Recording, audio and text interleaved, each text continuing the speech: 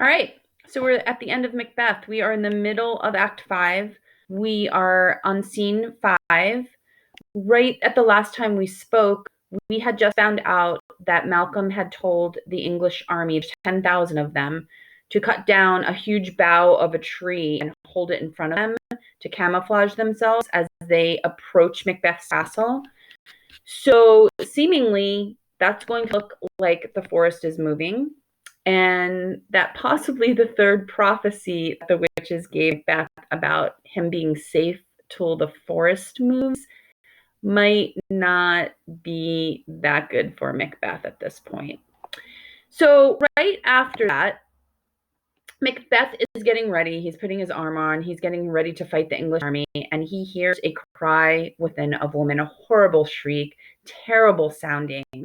And Macbeth talks about being emotionless, how at the beginning, everything unnerved him, and how he was a very full of emotion person, and now he feels absolutely nothing. And if we remember, after he killed Duncan, every little thing unnerved him. He thought he heard something in the hallway, he thought he heard the chamberlains wake, and now this horrible noise really has done nothing to him. He says, direness, familiar to my slaughterous thoughts, cannot once start me. So something very dire is something really horrible. And he's like, I think of horrible things almost every day. So really nothing affects me at all.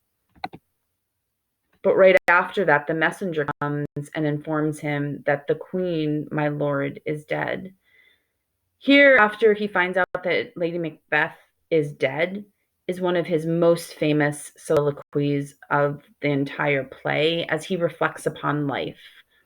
And he talks about how it is chosen for people. It certainly was chosen for him, he feels. He feels that we're all players in a play. We play our roles until that role is over, and then the candle goes out and life is over, and it really signifies nothing at the end. And he's very nihilistic at this point. He's not very existential. So he's at the point where he feels like all the meaning has been taken out of his life. But when you really think about it, he's done it to himself, right? So right after this, the messenger comes running back in and says, please don't look out the window, but something really strange is happening outside. It looks like the forest is moving. And he's just like, please, like, what are you talking about? That's crazy. Macbeth looks out the window, and indeed, it looks like the forest is moving towards his castle. He doubts the equivocation of the fiend. He's talking about the witches at this point, and he's starting to worry that the witches might be messing with him. He now feels that he might not be as safe as he once thought he was, and he needs to get his things really secured and ready because he's not sure what is happening at this point. Malcolm and Macduff are ascending upon his castle. They're right up at Dunsinane Hill now. He tells all the soldiers to drop the big branches, that they're ready to go into the castle. And who's the most excited of all but Macduff? Because Macduff has vowed that he is the one who single-handedly is going to kill Macbeth. He realizes at this point, Macbeth, that he has been tied to a stake, meaning they're surrounding him. He's inside his castle. There's no way that he can get out. But he still believes that no man born of woman can harm him. So he's pretty sure that he's safe at this point still. But in enters young Seward. He's the son of the English general. They have a few words.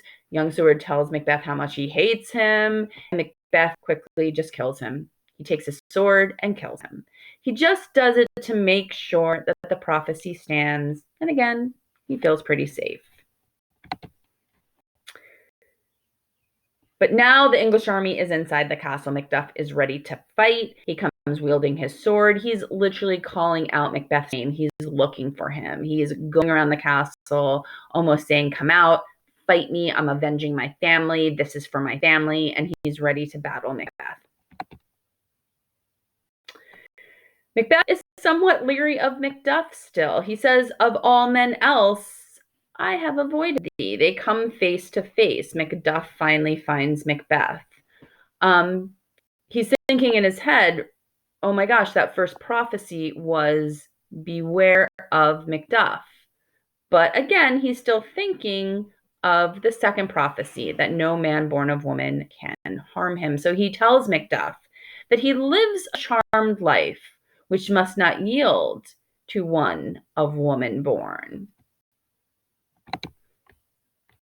But lucky for Macduff that he was from his mother's womb untimely ripped.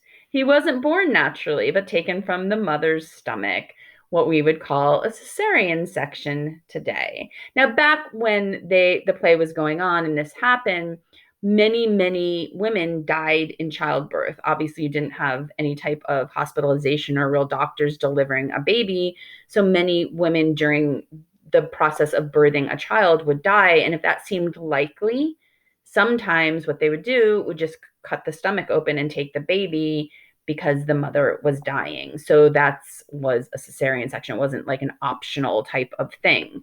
So that was in turn how Macduff was brought into the world. This takes Macbeth totally aback. All he can think about is the witches and the prophecies that they gave him and how he was so silly to believe them. He realizes that they were playing games with him and they were double talking to him. They said these juggling fiends no more believe their palter with us in a double sense that keep the word of promise to our ear and break to our hope. So he's like, tell you one thing, but they're breaking their promise. So he feels really stupid to have believed them, but realizes at this point that he is no longer safe. But he has nothing left to lose. Macbeth decides he has to battle at this point. He has pretty much lost everything in his life, his honor, the respect of everyone in his kingdom, and his wife.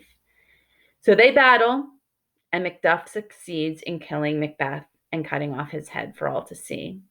And this is really interesting because it really kind of goes full circle in terms of what happened at the beginning of the play and what ultimately happens at the end, because the first time we meet Macbeth, he was defending Malcolm's honor, right? He killed MacDonald at the beginning by cutting off his head in honor, and now Macduff is receiving honor for killing the treasonous person. There was treason at the beginning and treason at the end. So at the very end, Macduff walks in with Macbeth's head in his hands and presents it to Malcolm. He tells everyone that Lady Macbeth is also dead, as she has committed suicide.